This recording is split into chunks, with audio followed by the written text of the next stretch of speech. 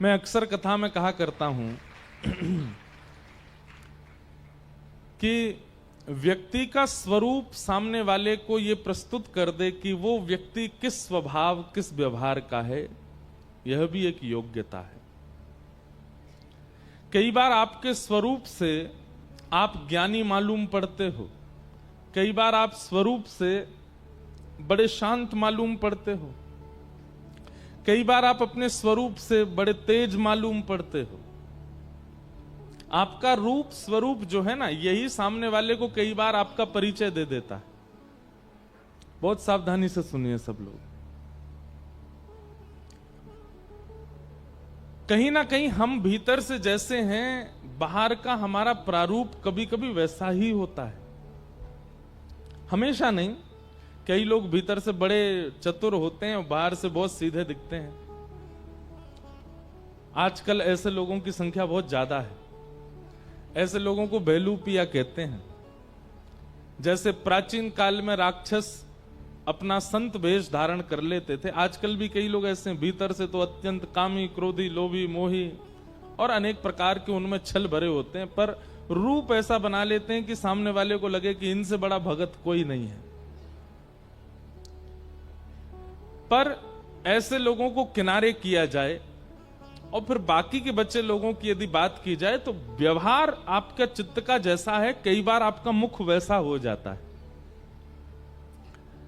आप जो सोचते हो, जो विचार करते हो, जैसी आपकी भावना होती है, जैसी आपकी मनस्थिति होती है, कई बार आपका चाल चलन, रूप, सब कुछ, बोली चाली, सब कुछ वैसी हो जाती है जैसे आपके विचार होते हैं।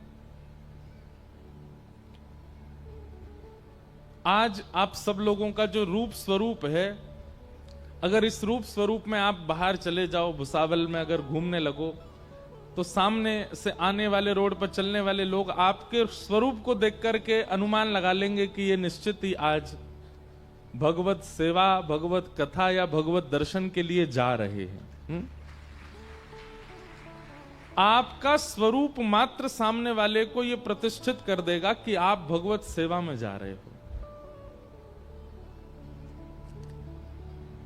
यह भी एक बहुत बड़ी बात है कि आपका केवल चाल चलन, बोलना चालना, उठना बैठना, पहनाव ओढ़ाव, उससे पता चल जाता है कि आप वैष्णव हो, आप ठाकुर जी के हो। यही तो बात है। एक सौभाग्यवती नारी, विवाहिता नारी, उसका श्रृंगार बता देता है कि वो विवाह हो चुका है उसका, वो सौभाग्यवती। और अब विवाहित नारी, उसका भी रूप स्वरूप और उसका व्यवहार बता देता है कि उसका विवाह नहीं हुआ, वो सौभाग्यवती अभी नहीं हुई है। ठीक वैसे ही हम हैं तो वैष्णव, लेकिन अगर अपने व्यवहार में, अपने विचार में, अपने वस्त्र आभूषणों में वैष्णवता धारण नहीं करते तो यमराज कभी सामने आगे उनको कैसे पता चलेगा कि हम वैष्णव हैं? तिलक माथे पर हो, कंठी गले में हो, हृदय में राम नाम हो, अब भीतर झांक करके तो बाद में देखेगा यमराज, पहले तो बाहर से ही पहचानेगा कि इसको पकड़ना है कि नहीं। बाह्य वैष्णव वेश देख करके अगर यमराज आए तो एक बार को बाहर के वेश से हमको छोड़ देंगे, इसका भेष वैष्णव का है। इसलिए तिलक नित्य होना चाहिए, इसलिए कभी भी माथा सूना नहीं होना चाहिए। माताओं का तो होना ही नहीं चाहिए, उनके तो वो तो लगाती हैं सौभाग्य चिन्ह, भाइयों का भी नहीं होना चाहिए। हमारे शास्त्रों में कहा कि बिना तिलक का माथा, सूना माथा अगर किसी का देखते हैं तो आपका पुण्य घटता है। आप किसी को अगर बिना तिलक के, बिना बिंदी के अगर माताओं को, बिना तिलक के अगर भाइयों को देखते हैं तो आप जितना भजन पूजन कर चुके हो वो घटेगा। अब आप कहोगे महाराज जी क्या करें, कल से कोई मिले तो उसको देख कैसे करें? आप तो कुछ नहीं कर सकते, लेकिन उस व्यक्ति को सोचना चाहिए कि मेरा सूना माथा किसी के पुण्य घटा सकता है, तो मेरी क्या स्थिति करेगा। इसलिए नित्य सही, एक बिंदी ही सही, एक टीका ही सही, अपना माथे पर वैष्णव वेश धारण करो, कंठी पहनो। जैसे आज आप कथा में बन के आए हो, ऐसे कभी कभी बिना कथा के भी बन के घूम लिया करो भुसावल में, लगे कि हाँ कोई वैष्णव है। वैष्णव भेष की बड़ी महिमा है। आज आप सब लोगों का भेष ही बता रहा है। जिन भेषा मारो सावरो रीझे, जिन भेषा मेरो गिरधर रीझे, सो ही भेष धरूंगी हो मैं तो, सो ही भेष धरूंगी। अरे हाँ मैं बैरागन हूंगी, मैं बैरागन हूंगी। ओ बाला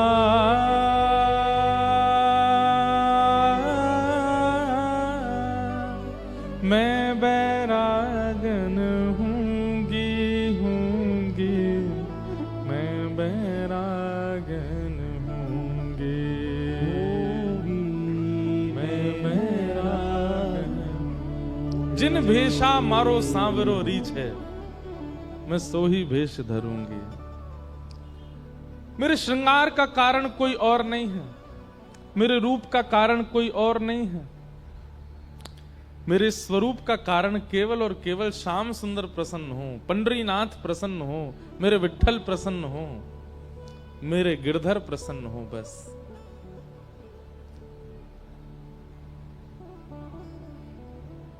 पूरी दुनिया श्री विठ्ठलनाथ जी को देख करके प्रसन्न होती है मंदिर में जाके, पर उसी भीड़ में जब श्री नामदेव जी महाराज आते थे तो श्री पंडरीनाथ प्रसन्न होते थे। उसी भीड़ में जब श्री जनाबाई आती थी तो श्री ठाकुर जी प्रसन्न होते थे जनाबाई को देख करके। आज आप सबका जो भेष है, ये भेष किसी जनमानस को प्रसन्न करने के लिए नहीं है, ये ठाकुर जी को प्रसन्न करने के लिए। ठाकुर जी आज प्रसन्न हो रहे हों, इसलिए कथाओं में जैसे आप आते हो ना, ऐसे कभी कभी नॉर्मली भी रहा करो। हम तो कथा में भी ऐसे, नॉर्मल भी ऐसे, हमें तो ऐसे ही रूप है। क्यों? जिन भेषा मारो गिरधर रीझे, मैं सो ही भेष धरूंगी। आज कथा का समय भी विलंब हो गया है, कथा भी बहुत है। महाप्रभु जगन्नाथ जी को हम आज केवल ऐसे ही प्रणाम करते हैं। नित्य तो कहने का अभिप्राय बनता है कि कुछ कहें। एक महाप्रभु जी का एक श्लोक है कि अगर आपकी कोई दशा खराब चल रही हो, हमारा आधुनिक यंत्र कहां है महाराज जी? हमें कई चीज तो उसी में ही होती है।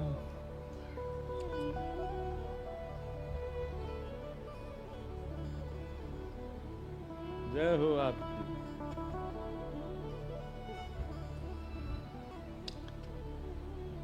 एक बहुत सुंदर भाव है, उस भाव में श्री महाप्रभु जी का सर्वांगीण अंग,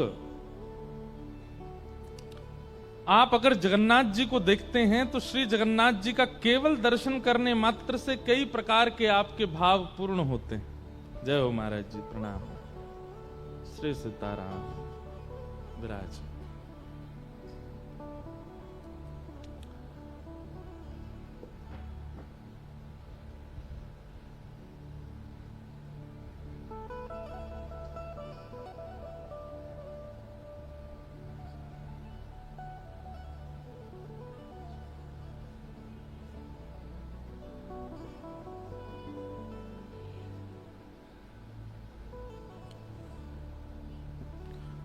कई बार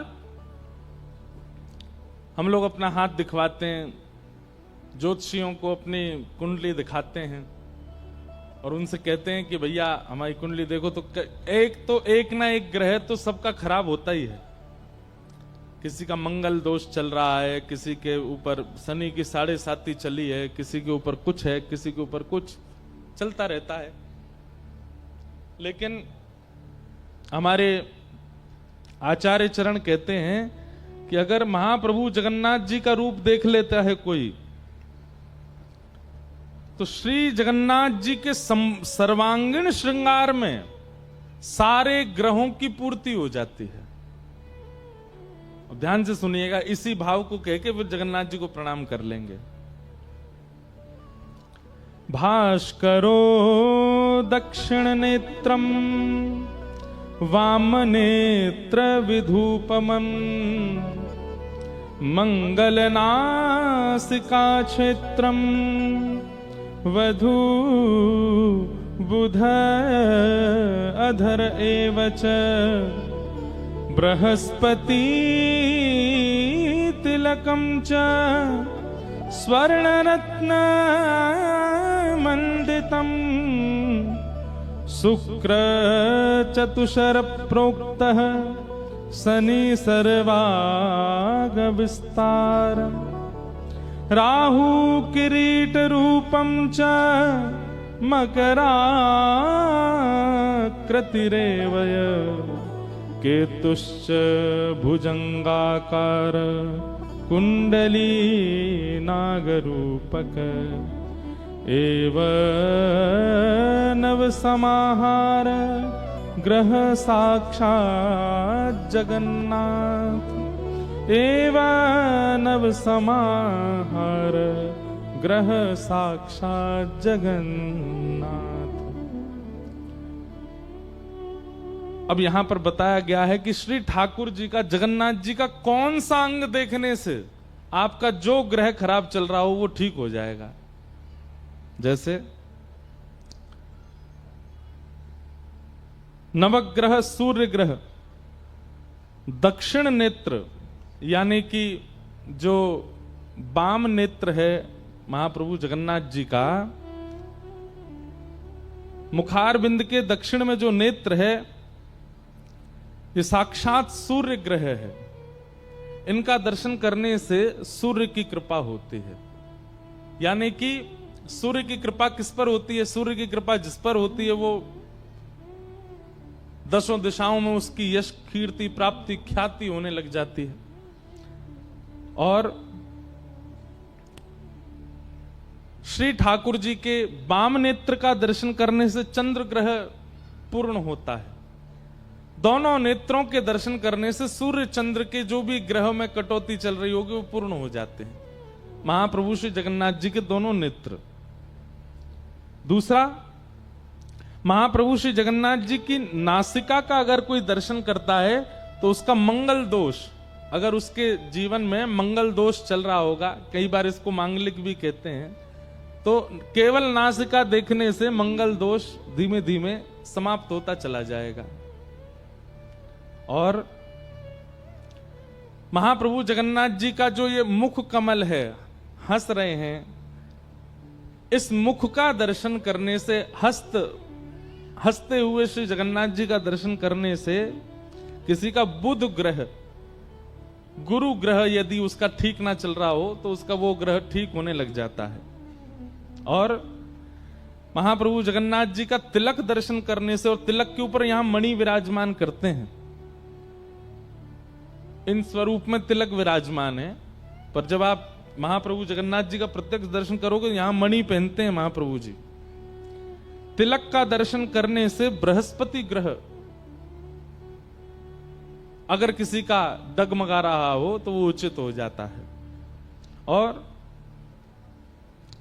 महाप्रभु जगन्नाथ जी के मुखार बिंद पर जो ये चार कोने हैं, दो ऊपर और दो नीचे, इनका दर्शन करने से शुक्र ग्रह यदि किसी का खराब चल रहा हो तो बढ़िया होने लग जाता है। कोई बिल्कुल टकटकी लगा करके चारों अंगों का दर्शन करे ऐसे, तो उसका शुक्र ग्रह ठीक होता है। और महाप्रभु जगन्नाथ जी के मुखमंडल पर जो कालीमा है, जो कृष्ण वर्ण है, काले काले महाप्रभु हैं, इस काली मां का यदि कोई टकटकी लगा के दर्शन करे तो उसके ऊपर यदि शनि की दशा चल रही होगी तो वो मंगल हो जाती है। शनि की दशा बुरी नहीं होती। शनि की 7.5 अगर किसी पर चल रही हो और वो व्यक्ति अगर अपने कर्म ना सुधारे तो शनि उसको फिर 7 साल के लिए बड़े दंड देते हैं। और यदि वो व्यक्ति अपने कर्म शुद्ध रखे, व्यवहार शुद्ध रखे, बुद्धि शुद्ध रखे, क्रिया शुद्ध रखे, 7.5 वर्षों में अगर शनि आ जाए तो उसको खाक से कुछ बना भी देते हैं। तो शनि अनुकूल हो उसके लिए महाप्रभु जगन्नाथ जी के मुखमंडल पर जो श्याम वर्ण है इसका दर्शन करना चाहिए। भगवान जगन्नाथ जी के मुखमंडल पर जो स्वर्ण आकार है, जो स्वर्ण की रेखाएं हैं और जो स्वर्ण विराजमान है, उसका दर्शन करने से राहु ग्रह मंगल होता है। भगवान के मुखार बिंद के नीचे के अंगों का दर्शन करने से केतु ग्रह शुद्ध होता है। इस प्रकार अगर कोई व्यक्ति की टकटकी लगा करके नेत्र, नासिका, चारों कोने, वर्ण, मुस्कान और सर्वांगीण अंग को अपने नेत्रों में बसा लेता है और बस उस छवि का नित्य चिंतन करता रहता है, उसके सारे ग्रह अनुकूल हो जाते हैं। ऐसे महाप्रभु श्री जगन्नाथ जी नित्य दर्शन करना चाहिए।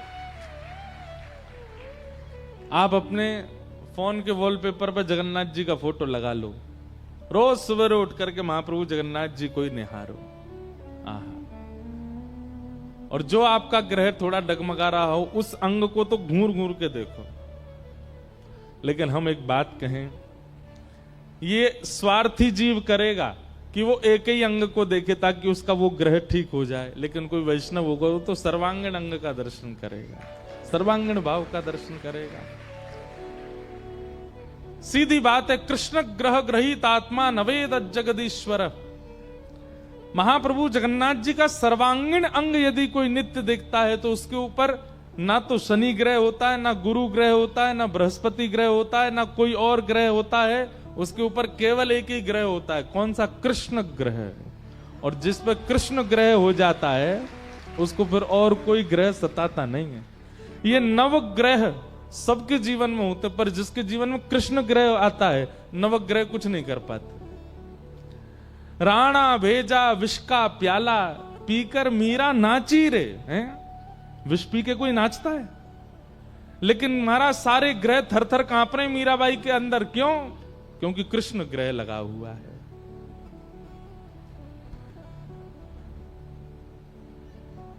हमारे श्री नामदेव जी महाराज, तुकाराम जी महाराज, श्री ज्ञानेश्वर मौली, ये सब इनके जीवन में कभी ऐसा नहीं सुना गया कि कोई इनकी मंगल की दशा आ गई हो, किसी पे केतु की दशा चल रही हो, किसी पे राहु की दशा चल, इन सब के ऊपर कृष्ण दशा चलती है। कृष्ण ग्रह जहां चलता है वहां बाकी के सारी ग्रह चल नहीं पाते। एक बार हनुमान जी की कुंडली में आ गया शनि। हनुमान जी बैठे थे राम सेतु रामेश्वरम में, बैठ करके राम सेतु का दर्शन कर रहे थे, राम जी का चिंतन कर रहे थे। इतने में ही शनि महाराज आए। हनुमान जी ने कहा, अरे आइए आइए आइए भगवान, आप कैसे आए? बोले भैया अब हम बोरिया बिस्तर सब लेकर के आए हैं, 7.5 साल आपके संग ही रहेंगे। 7.5 साल के लिए आती है शनि की दशा। हनुमान जी बोले बहुत बढ़िया, बहुत दिन हो गए अकेले रहते रहते, बढ़िया एक कंपनी मिल जाएगी, आ जाओ। तो शनि महाराज बोले आपके कौन से अंग में विराजू मैं? बोले आपको जो बढ़िया लगता हो वहां बैठ जाओ। बोले ऊपर आप हमारे इसलिए नहीं आ सकते क्योंकि हमारा सर्वांगीण अंग राम से अंकित है, राम के ऊपर हम बैठने नहीं देंगे, हमारे इष्ट हैं वो। तो शनि बोले हम कहां बैठे? बोले काम करो आप हमारी पूंछ पे बैठ जाओ, ये पूंछ खाली बैठी है, बढ़िया है, लहराते रहोगे पूरे दिन, बैठ जाओ। शनि की दशा हनुमान जी की पूंछ पे बैठ गई। हनुमान जी महाराज बोले मैं अपने नित्य क्रम कर सकता हूं जो मैं रोज करता हूं? बोले हाँ हाँ आप करिए। हनुमान जी का तो नियम था, राम सेतु का दर्शन करके फिर पूरी पृथ्वी की परिक्रमा करते थे।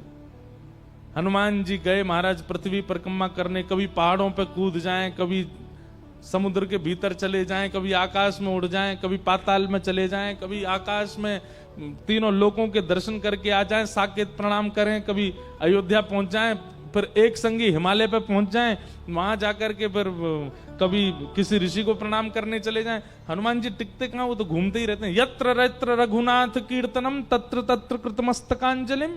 जहां जहां कथा होती है, ये बात लिख लीजिएगा, पूरे विश्व में जहां भी कथा होती है हनुमान जी एक क्षण के लिए सही आते हैं, सब जगह आते हैं। अपनी संध्या वंदन करके तीनों लोगों की परिक्रमा करके पृथ्वी परिक्रमा करके फिर हनुमान जी ने लिस्ट निकाली कहां कहां कथा चल रही, सारी कथाओं में गए एक एक सेकंड के लिए। इतनी उछल कूद और इतना ज्यादा एनवायरमेंट चेंज हुआ, व्यक्ति अगर एक मौसम से दूसरे मौसम में जाए तो जुकाम खांसी हो जाती क्या क्या। ये तो कभी तो चले जाते हैं 40 डिग्री सेल्सियस में, कभी -40 में पहुंच जाते हैं, कभी आकाश में चले जाते हैं, कभी रसातल में पाताल में पहुंच जाते हैं।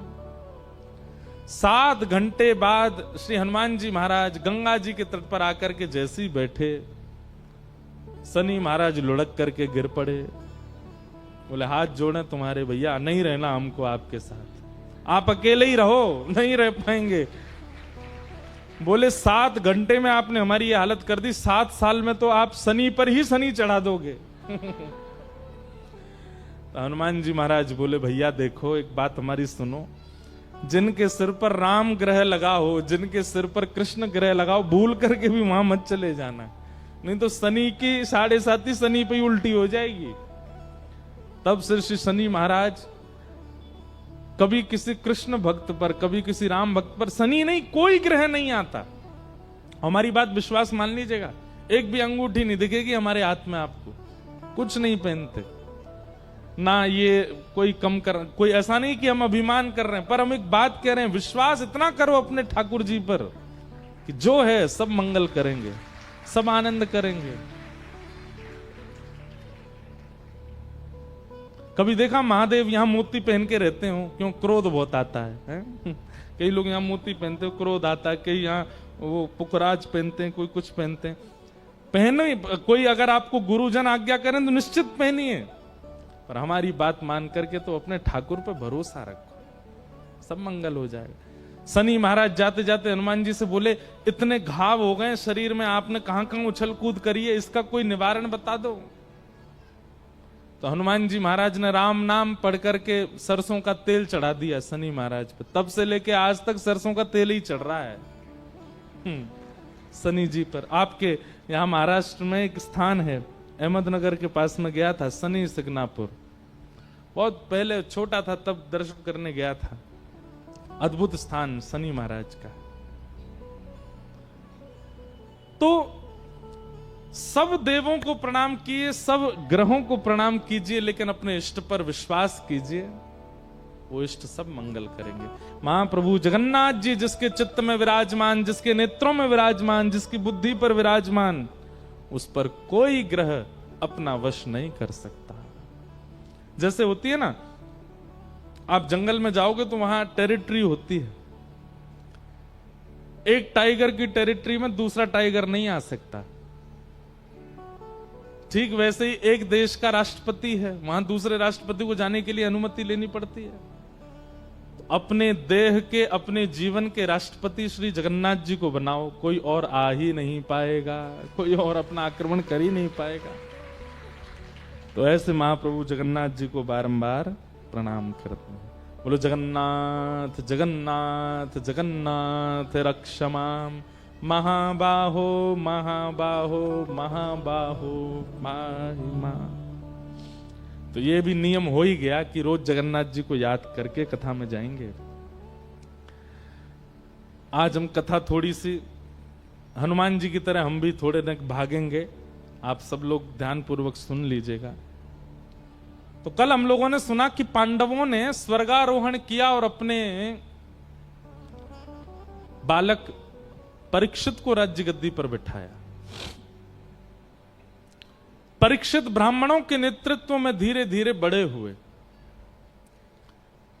एक दिन राजा परीक्षित जब राजा बन गए, उनका विवाह हो गया, उनके बच्चे भी हो गए, एक दिन भ्रमण के लिए निकले, तब उनको कलयुग मिला। और कलयुग कैसे मिला? वृषभ के 4 पैर होते हैं बैल के, 3 पैर काट चुका है, 1 पैर बचा है, उसको भी काट रहा है। बहुत सावधानी से सुनिएगा। वृषभ यानी बैल, यानी कि हमारा धर्म। धर्म के 4 पैर होते हैं, सत्य, दान, दया और पवित्रता। ये 4 गुण यदि आपके अंदर हैं तो आप धार्मिक माने जाओगे, नहीं तो नहीं। सबसे पहला सत्य, दूसरा दान, तीसरा दया और चौथा पवित्रता। सत्य, दान, दया और पवित्रता, अगर ये 4 गुण आपके अंदर नहीं है तो आप धार्मिक नहीं हो।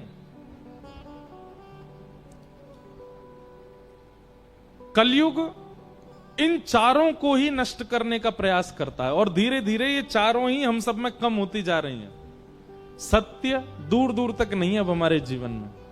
असत्य संभाषण करते हैं। आप लोग एक काम कीजिए, वो कई लोग काउंटर लगा के रखते हैं हाथ में, नाम जप करते हैं, वो काउंटर खरीद लीजिए और रखिए अपने हाथ में, और प्रतिदिन आप विचार किया कीजिए कि आज सुबह उठने से रात्रि सोने तक मैंने एक भी झूठ नहीं बोला। उसको दबाइए और सहज रहिएगा। या फिर जब भी आप झूठ बोलते हैं तब उसको दबाइए, ये ज्यादा अच्छा है, दबता तो भी रहेगा। और हर महीने की 30 तारीख को चेक किया कीजिए कितना संख्या पहुंची उसकी। नाम जब तो सब लोग गिन लेते हैं, उसमें हमने 2000 नाम जपे, 2.5 लाख नाम जपे, हमने 5 लाख नाम जपे। उसका हम विरोध नहीं कर रहे, करना ही चाहिए, नाम जप के लिए होनी चाहिए। काउंटर रखो, माला रखो, जो आपको अच्छा लगे रखो, पर एक बार मेरे कहे से उसको शून्य कीजिए और अब नाम जप मत गिनिए उसमें। आप असत्य कितना बोलते हैं, जब जब आप असत्य, एक बच्चे को भी आप जब झूठ बोलते हो ना कि अच्छा चल शाम को तुझे घुमाने ले जाऊंगा, झूठ बोल दिया कि शांत हो जाए, तब भी दबाव। और हर महीने की 30 तारीख को देखा कीजिए, इतना महीने में नाम जप नहीं होता होगा जितना झूठ बोलते हैं हम अपने आप को धार्मिक बोलते हैं? नहीं। असत्य संभाषण। और धर्म का पहला स्वरूप क्या है? सत्य। दूसरा स्वरूप है दान। और दान का स्वरूप हमारे यहां हमेशा ऐसा बताया गया कि दिया गया और देकर के विस्मृति। हमने किसी को दिया, देने के बाद हम भूल गए, लेकिन हम लोगों को याद रहता है। जब जब वो व्यक्ति हमारे सामने से निकलता, मैंने ही तो दिया था इसको ये, मैंने ही तो दिलवाया था इसको ये। हमारे शास्त्र कहते हैं जिस प्रकार आप वमन करने के बाद, मुख में कुछ खा के चबा के उगलने के बाद उस वस्तु को देखना भी प्रिय नहीं समझ, जबकि वो आपका ही है, ठीक वैसे ही दान करने के बाद जिस प्रकार आप वमन को स्वीकार नहीं करते, इस प्रकार उस दान के धन को, वस्तु को भी स्वीकार नहीं करना चाहिए। हम लोग दान करते हैं पर हमारे चित्त में यह भावना होती है कि जो दान किया गया है उसका सदैव श्रेय मुझको मिलता रहे, इसलिए दान अपवित्र है हमारा। सत्य, दान। और तीसरा है दया। दया, इस पर एक बात मैं कहना चाहूंगा, दया दूसरों पर करते हैं, अपने आप पे भी किया करो, खुद पे भी दया किया कीजिए। जब आप किसी गलत स्थान पर जाते हैं, क्यों जाते हैं? क्योंकि आप खुद पर दया नहीं करते। जहां पर रात भर नाचना है, रात भर पीना है, रात भर उल्टे सीधे लोगों के बीच में रहना है, शरीर आपका अलाउ नहीं करता वहां जाने के लिए, मन आपका अलाउ नहीं करता। आप जबरदस्ती कहते हो ए तू मेरा है, तुझ पर मेरा अधिकार है, मैं चाहूं तो तुझे रात भर जगा सकता हूं, चल। दया नहीं की गई है अपने देह पर। किसी का मांस पहली बार जब व्यक्ति देखता है ना सामने, तो उसका हृदय कांप जाता है, उसका देह मना करता है कि मैं इसको नहीं पा सकता, लेकिन हम देह पर दया ना करके मांस खिलाते हैं, मदिरा पिलाते हैं। यह तो खाने पीने की बात है। लोगों के साथ जब आप दुर्व्यवहार करते हो, किसी पर क्रोध करते हो, किसी के ऊपर ईर्ष्या करते हो, किसी के ऊपर मोह करते हो, उस समय भी आपका देह अलाउ नहीं करता, पर आप जबरदस्ती करवाते हो। तो दया कहीं ना कहीं खुद पे करनी चाहिए। कि मैं अपने जीवन से, अपने शरीर से, अपने मन से मैं ऐसा व्यवहार ना करूं कि बाद में मुझे ग्लानि हो कि मैंने ऐसा क्यों की। आजकल दूसरों से ज्यादा अपने पर दया करना प्रारंभ कीजिए।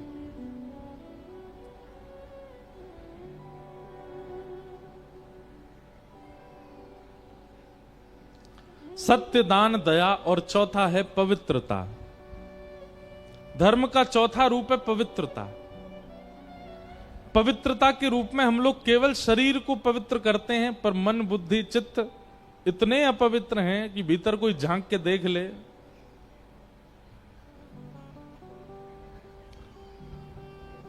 आजकल किसी की पवित्रता का दर्शन करना हो तो उसका फोन ले जाओ।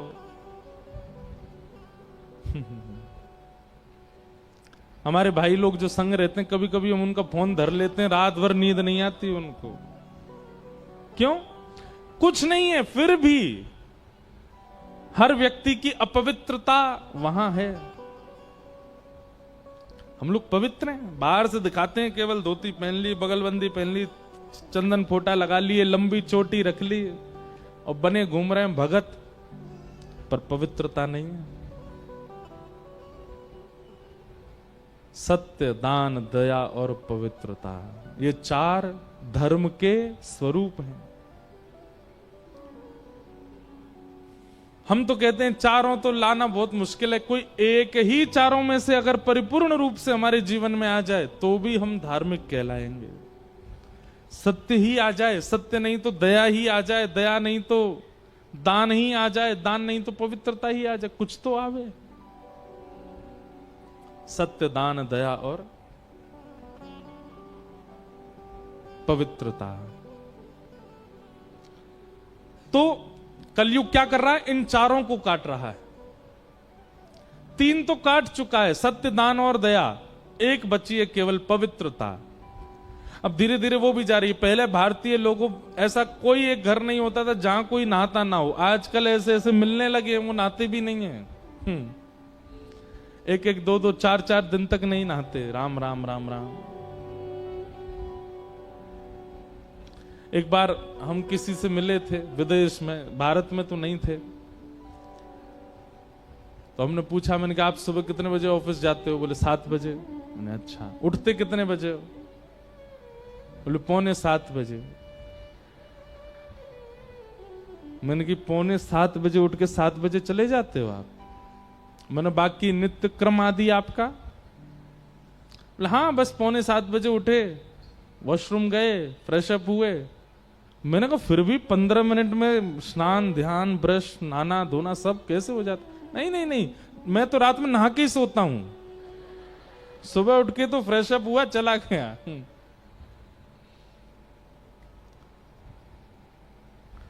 कम से कम पवित्रता के रूप में इतना बचा है कि कई लोग रोज नहाते हैं।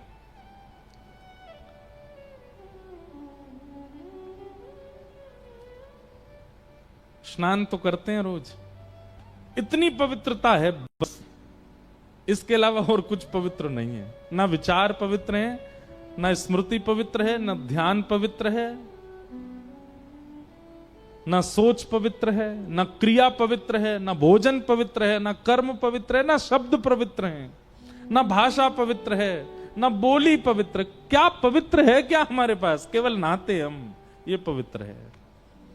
इतना ही धर्म बचा है बस हमारे पास, और कुछ नहीं है धर्म के नाम पर। और कलयुग धीरे धीरे इसको भी नष्ट कर देगा। एक समय ऐसा आएगा, व्यक्ति एक दिन नहाएगा, 15 दिन की छुट्टी हो गया। बीच में अभी वो सैनिटाइजर शुरू हुआ था ना, लोग उसको इतना पवित्र मानते हैं कि कई जगह तो हाथ नहीं धोते हैं, उसी से ही बस ये कर लिया, उनको लगता है हाथ धुल गए हमारे।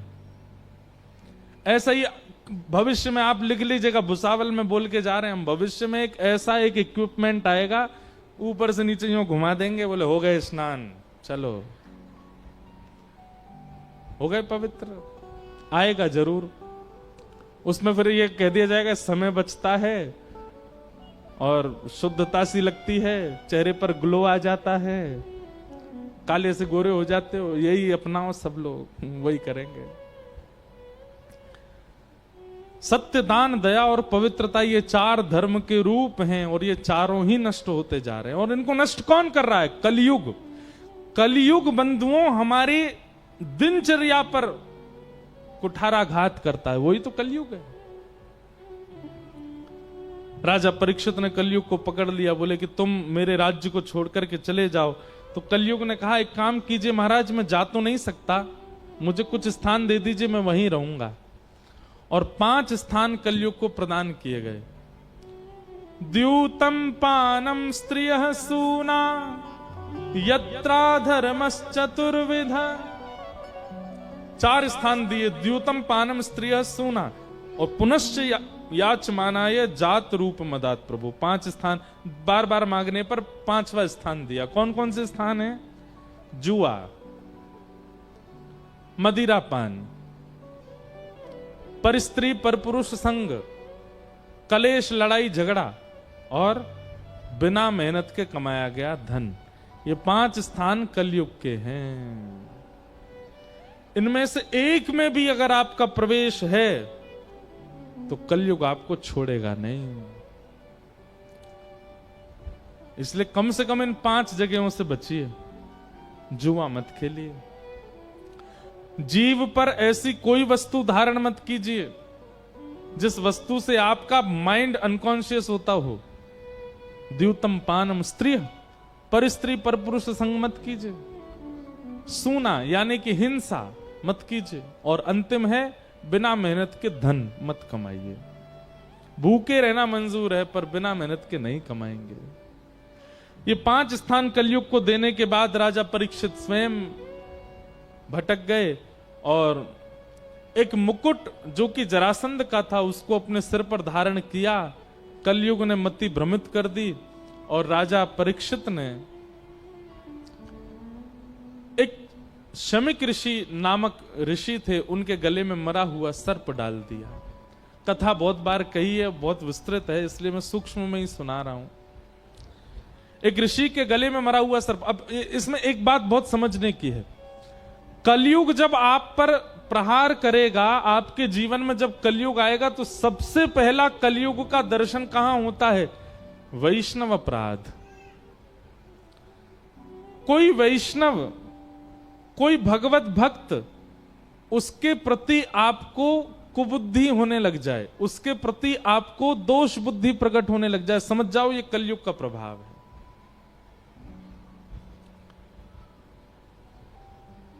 कोई भजन करता है, साधन करता है, कथा सुनाता है, मंदिर जाता है, सेवा करता है, अर्चन करता है, और आप उसको जब देखते हैं तो आपके मन में आता है ये तो पाखंडी है, ये तो नौटंकी करता है, ये तो ऐसे है, ये तो वैसे। ये कलयुग का प्रभाव है, सबसे पहला प्रभाव।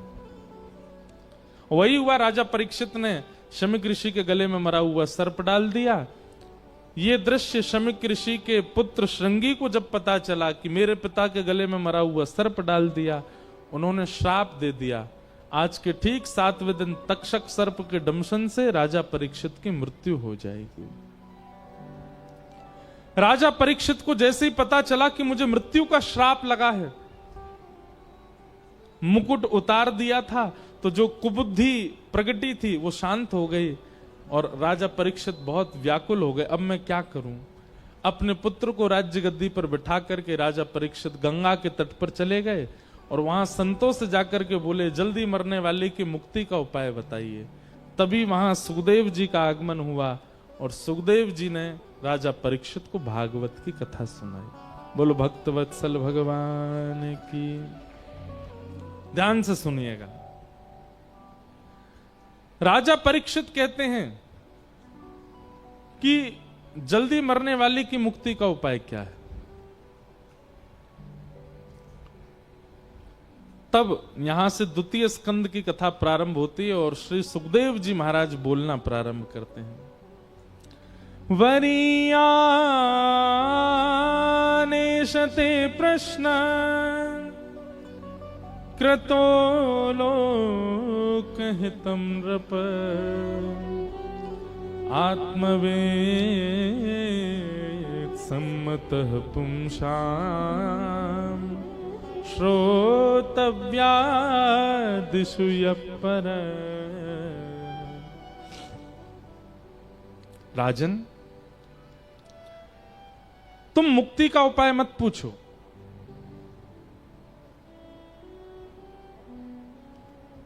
क्यों? क्योंकि तुम तो परम भागवत हो, और परम भागवत मुक्ति की कामना नहीं करते, वो तो भक्ति की कामना करते हैं। मुक्ति तो राक्षसों को भी मिलती है, मुक्ति तो रावण को भी मिलती है, मुक्ति तो कंस को भी मिलती है।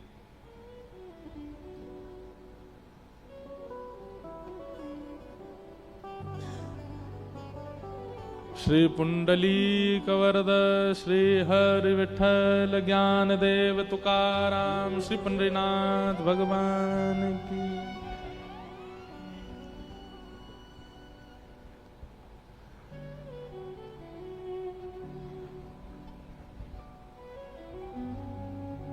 मुक्ति तो राक्षसों को भी प्राप्त होती है, और मुक्ति का और भक्ति का एक ही अंतर है। मैं कथाओं में बताया करता हूं कि मुक्ति मतलब मृत्यु के बाद ठाकुर जी का साक्षात्कार, मुक्ति का मतलब मृत्यु के बाद भगवान का दर्शन, और भक्ति का मतलब जीते जी भगवान का दर्शन। जनाबाई ने मुक्ति की कामना नहीं की, भक्ति की कामना की। मीराबाई ने मुक्ति की कामना नहीं की, भक्ति की कामना की। कर्माबाई, करमेती बाई, ये सब वो हैं जिन्होंने कभी मुक्ति की कामना, भगवान स्वयं श्रीमद् भागवत में कहते हैं दीयमान न ग्रहणंती, मैं 5 प्रकार की मुक्ति प्रदान करता हूं, पर वो मुक्ति की कामना नहीं करते मैया, वही मेरे अनन्य भक्त हैं। भगवान कपिल बताते हैं देवूती माता को, मुक्ति की कामना नहीं करते। जनाबाई का प्रसंग आता है कि श्री जनाबाई चक्की पीसती थी रात को। आज भी आप पंढरपुर जाएंगे तो वहां गोपालपुर गांव है पास में, ऊपर जाकर के दर्शन करना, आज भी चक्की है कर्माबाई जनाबाई की। तो जनाबाई का नियम था कि जब वो चक्की पीसती थी ना, तो पीसते पीसते गाती थी, और वो स्वर इतना अच्छा लगता था ठाकुर जी को, इतना प्रिय लगता था कि ठाकुर जी आधी रात में मंदिर से भाग करके आते थे जनाबाई के पास, और ठाकुर जी बैठ करके सुनते थे, जनाबाई चक्की पीसती थी। अब मुझे अभंग तो याद नहीं है मराठी के,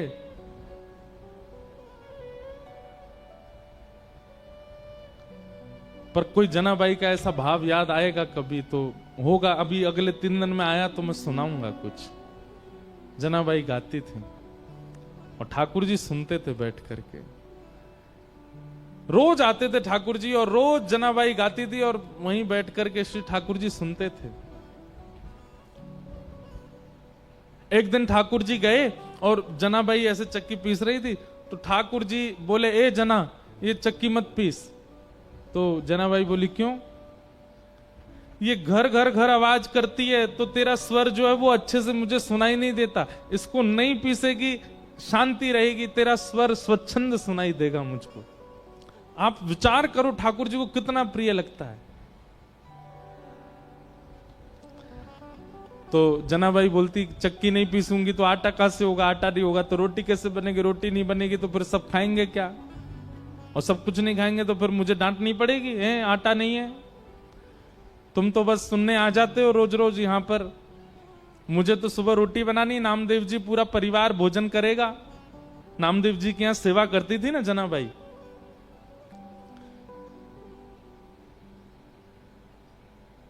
चक्की नहीं रोकती, पीसती रहती, गाती रहती। ठाकुर जी बोले, नहीं नहीं चक्की रोको, मुझे तुम्हारा स्वर सुनना है। तो जनाबाई बोलती, थोड़ा सा रह गया है, एक काम करो, अब मैं पीसूंगी तो धीरे धीरे चलेगा, तुम भी हाथ लगाओ थोड़ा सा। तो ठाकुर जी हाथ लगाते जनाबाई के साथ और साथ में बैठ करके दोनों पीसते, और पीसते पीसते जनाबाई गाती, ठाकुर जी को सुनाती।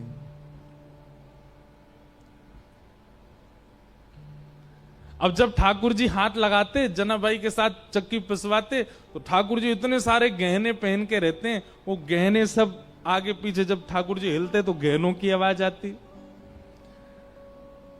जनाबाई बोलती अब मेरी चक्की परेशान नहीं करी, तुम्हारे गहने परेशान कर रहे हैं।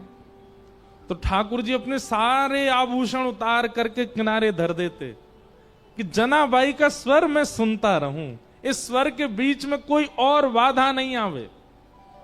और ठाकुर जी अपने सारे आभूषण उतार करके किनारे में धरते और जनाबाई के साथ धीमे धीमे चक्की पिसाते और जनाबाई गाती।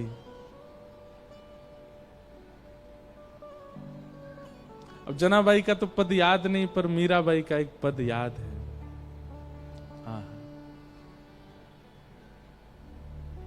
व्याकुल प्राण धरत नहीं धीरज, व्याकुल प्राण। सुनिए बस, ताली मत बजाओ।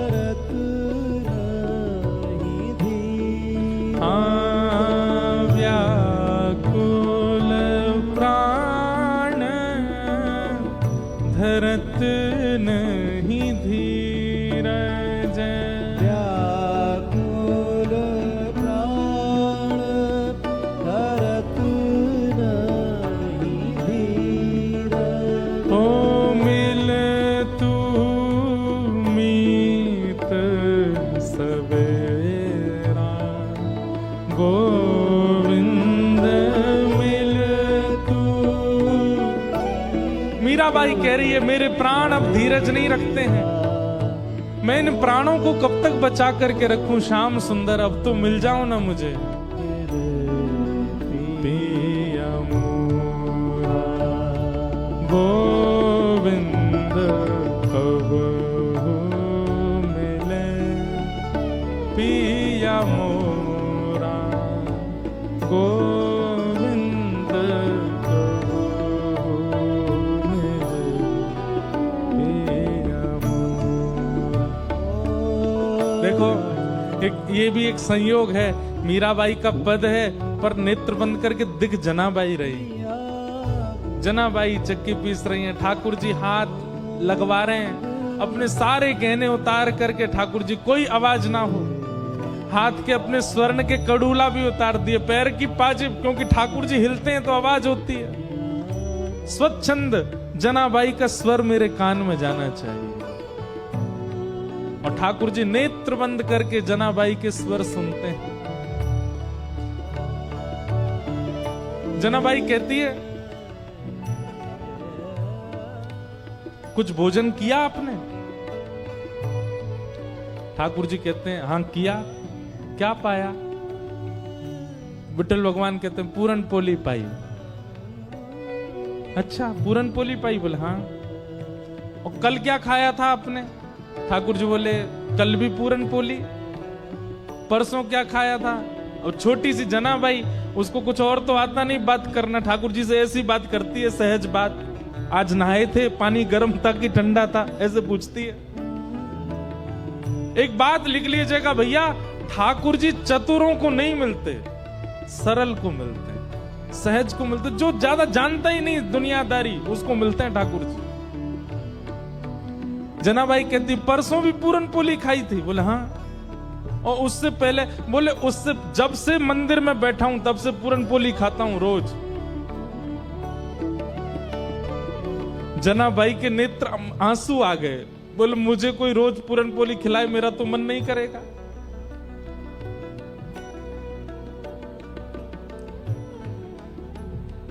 मैं कुछ बना के पवाऊं? ठाकुर जी बोले हाँ एक शर्त पे। बोले क्या? गाते गाते बनाना, मैं सुनता रहूंगा।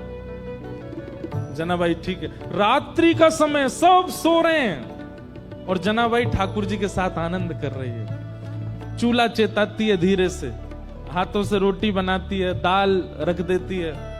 ठाकुर जी बैठे हैं, जनाबाई का स्वर सुन रहे हैं नेत्र बंद करके। जनाबाई कहती है केवल सुनते रहोगे? थोड़ा हाथ बटाओ। ठाकुर जी बोले क्या करना है बताओ। लो सब सब्जी काटो थोड़ी सी। ठाकुर जी काट रहे अपने हाथ से। लेकिन शर्त एक ही है जनाबाई की, क्या? गाती रहे तू, मैं सुनता रहूं। मैं जानी ठाकुर जी को इतना प्रिय है अपने भक्त का स्वर, उसके लिए ठाकुर जी कुछ भी करेंगे। इसलिए मैं कहा करता हूं, गाना प्रारंभ कीजिए, स्वर की चिंता मत कीजिए, अच्छा है बुरा है, सुरीला है बेसुरा है, गाइए। ठाकुर जी को बहुत प्रिय लगता है। कब हो मिले पिया मोरा गोविंद, कब हो मिले पिया मोरा गोविंद, कब हो मिले पिया मोरा गोविंद, कब हो मिले पिया मोरा। प्रसाद शुद्ध कर देती है जनाबाई। ठाकुर जी के आगे जब पधराती है, ठाकुर जी पाने बैठते हैं। अच्छा, पेट भरा हुआ है ठाकुर जी का, प्रसाद पाके आए मंदिर से, लेकिन जना ने बनाया है और गाते गाते बनाया है, इसलिए ठाकुर जी लोभ में पा रहे हैं। और बीच बीच में जनाबाई के कुछ मन में आ जाता है, ऐसे नहीं ऐसे पाओ, अपने हाथ से तोड़ के खुद खिलाती है और ठाकुर जी पाते हैं उसके हाथ से। ये मुक्ति में प्राप्त नहीं हो सकती स्थिति, ये तो भक्ति में ही प्राप्त होगी। मुक्ति में तो क्या होगा, वैकुंठ में एक जगह मिल जाएगी, बैठे रहो वहां पे। पर भक्ति में तो जीते जी अभी इसी अवस्था में, इसी स्थिति में, इसी काल में, इसी जन्म में ठाकुर जी प्रत्यक्ष सामने आ जाएंगे और वो सब अनुभव प्रदान करेंगे जो सब भक्तों को प्राप्त होगा। और बहुत अच्छा चरित्र है जनाबाई का। इसके बाद की लीला थोड़ी सी हृदय को थोड़ी पीड़ा तो देती है, पर है लीला। फिर ऐसा हुआ कि सुबह का समय हो गया, ठाकुर जी बैठे रहे पूरी रात। इतने में ही मंगल बाजे बजने लगे, घंटे घड़ियाल बजने लगे। पंडरीनाथ भगवान की मंगला आरती, उसको काकड़ा आरती बोलते हैं, काकड़ा आरती का समय हुआ। ठाकुर जी बोले, ए जना, मैं तो भूल ही गया। बोले क्या हो गया? बोले मंदिर में आरती होने वाली है। तो जनाबाई बोली जल्दी जाओ, मंदिर जाओ। और जनाबाई थोड़ी भावुक हो गई। ठाकुर जी बोले तू क्यों भावुक होती? बोले पूरे दिन कल सोए नहीं, रात भर मैंने सोने दिया नहीं, अब फिर से दिन में जाके उठ जाओगे, ठंडे ठंडे पानी से सब तुमको नहलाएंगे, तुमको दूध से नहलाएंगे, बिल्कुल आराम नहीं करने दिया मैंने। ठाकुर जी बोले तू भी तो नहीं करेगी तो मैं भी नहीं करूंगा। इतना सुख ठाकुर जी जनाबाई को। तो जना तुरंत ठाकुर जी जाने लगे तो जनाबाई से बोले, ए सुन, तू अपनी सॉल दे दे। क्यों? ऐसे जाऊंगा तो सब पहचान जाएंगे मुझको, वहां पुजारी पंडा सब भारी खड़े होंगे, थोड़ा ढक के जाऊंगा खुद को तो किसी को पता नहीं चलेगा। और जनाबाई की सॉल लपेट करके श्री पंडरीनाथ भगवान पहुंचे मंदिर। बाहर पंडा पुजारी खड़े थे, चुपचाप ठाकुर जी मुंह ढकढका के भीतर घुस गए। पंडाओं ने सोचा कोई होंगे, भीतर के सेवक होंगे। और भीतर जाकर के ठाकुर जी जैसे ही अपनी वेदी के ऊपर खड़े हुए ही थे, इतने में ही कपाट खुल गए, सॉल उतार ही नहीं पाए ठाकुर जी। और ऐसे जैसे खड़े भये कपाट खुले, सब लोग जय जयकार करने लगे, पंडरीनाथ भगवान की जय, रुक्मणीनाथ भगवान की जय। वहीं दर्शनार्थियों में नामदेव जी खड़े थे। नामदेव जी ने जैसे ही ठाकुर जी को, नामदेव जी का नियम था रात्रि शयन के दर्शन करके जाते थे, फिर सुबह मंगला में आते थे। रात्रि शयन में ठाकुर जी इस सॉल में तो नहीं थे। और नामदेव जी के घर में ही सेवा करती है जनाबाई। और जनाबाई की सामग्री नामदेव जी को पता है वो क्या पहनती है। नामदेव जी तुरंत बोले, ये सॉल तो मैंने कहीं देखी है जो पंडरीनाथ पहने, रात में तो नहीं थी, ये सुबह कहां से आ गई? नामदेव जी बोले कहां देखी कहां देखी कहां देखी। सोचते सोचते सोचते उनको याद आया, अरे ये तो हमारे घर में सेविका जना पहन के घूमती है, ये तो वही सॉल है। उसकी कढ़ाई आदि बिल्कुल वैसी थी। तो कई बार आश्चर्यचकित वस्तु दिखती है तो आप अचानक से बोल पड़ते हो, और नामदेव जी बोल पड़े, ये तो जना की सॉल है। अब नामदेव जी जितनी देर सोच रहे थे उतनी देर वैसे ही मंदिर में बड़ी भगदड़ हो गई थी। क्यों? क्योंकि जैसे ही कपाट खोले और ठाकुर जी का जब दर्शन किया तो ठाकुर जी के जितने आभूषण थे वो थे ही नहीं। क्यों? ठाकुर जी तो रात में वहीं चक्की पर छोड़े आए थे जनाबाई के पास में। और यहां सब मंदिर में भागदौड़ होने लगी, बोले अरे ठाकुर जी के आभूषण कहां है, आभूषण कहां? और इसी समय नामदेव जी सोच रहे थे सॉल किसकी है, और अचानक से उनके मुख से निकला ये सॉल तो जना की है। सारे पुजारियों ने रुक के कहा, क्या कहा? ये सॉल जनाबाई की है? बोला हाँ। इसका मतलब आपके यहां जो जनाबाई है वही आकर के और यहां पे जो है सब चोरी करके चली गई, ठाकुर जी के सब आभूषण ले गई। किसी ने भी सदविचार नहीं किया, सबने दुर्विचार किया कि जनाबाई सब ठाकुर जी के आभूषण चुरा के चले गए। यहां जनाबाई रात भर का जो उसका अनुभव था उसको आनंद ले रही थी, स्नान ध्यान करके आज बड़ी प्रसन्न है, तिलक लगाती है, सुंदर साड़ी पहनती है और बढ़िया सुंदर अपना गजरा बांधती है। ठाकुर जी ने रात में जो सुख दिया उसको भूल नहीं पा रही है। और इतने में ही सब पुजारी आ गए और पुजारियों ने आकर के कहा, ए जना तू ठाकुर जी के आभूषण चुरा के लाई? जनाबाई को अचानक याद आया, बोले अरे रात में चक्की पीसते समय आवाज हो रही थी तो उन्होंने उतार के चक्की के पास ही रख दिए थे। अब जनाबाई इतने लोगों को कैसे समझाए? प्रेम का यह स्वरूप है कि वो संख्यकों को नहीं समझाया जा सकता। अब जनाबाई बोलती कि वो आए थे, पिसवा रहे थे, कौन सुनने को तैयार होता उस समय? पुजारियों ने कहा ऐसे नहीं बताई कि ढूंढो, अंदर जाकर के सब देखा तो चक्की के पास ही ठाकुर जी के आभूषण मिल गए। ठाकुर जी की लीला कैसी विचित्र है, कभी कभी तो गुस्सा आ जाता है ठाकुर जी पे, ऐसा क्यों करते हैं ठाकुर जी? खुद ही छोड़ के गए सारे आभूषण।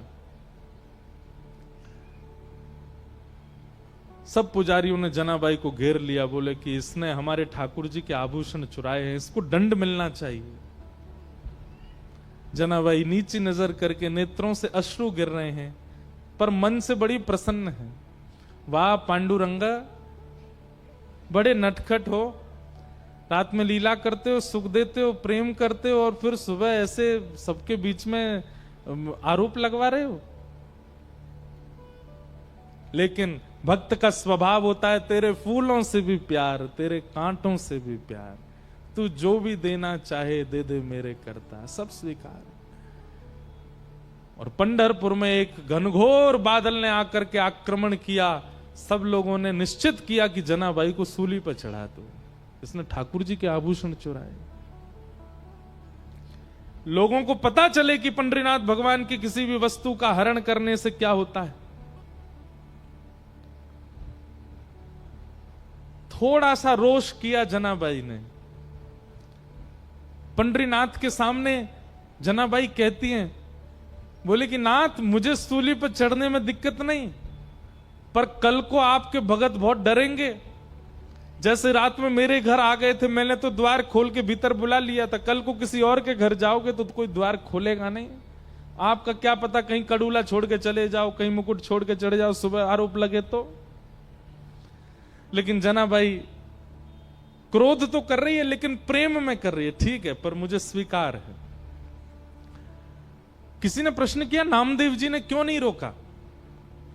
क्योंकि नामदेव जी जान गए थे कि ठाकुर जी अब जना को संसार में नहीं देखना चाहते, उसको अपने नित्य निकुंज में बुलाना चाहते हैं, वो सदा उनके पास रहे, ठाकुर जी की वो इच्छा है। सब लोगों ने सूली बना दी और जनाबाई को उस पर चढ़ा दिया।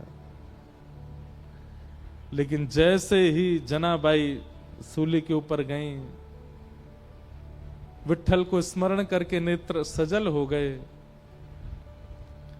ये हो नहीं सकता है, ये ठाकुर जी होने नहीं देंगे। और इतने में ही लाखों लोगों के सामने देखते देखते जो सूली बनाई थी वो पिघल गई, पिघल करके अंतर ध्यान हो गई, कोई सूली नहीं थी। जनाबाई स्वच्छंद खड़ी थी, ठाकुर जी ने उसको पिघला दिया, एक मोम की तरह पूरी सूली पिघल गई।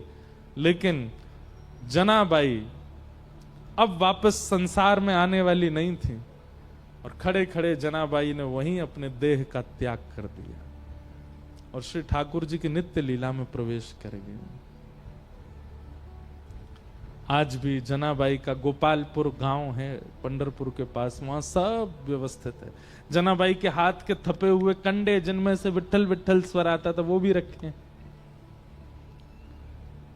और ठाकुर जी ने श्री नित्य लीला में प्रवेश करा दिया जनाबाई को। ठाकुर जी की लीला को कभी कोई नहीं समझ सकता, वो कब कहां क्या किस रूप में करना चाह रहे हैं।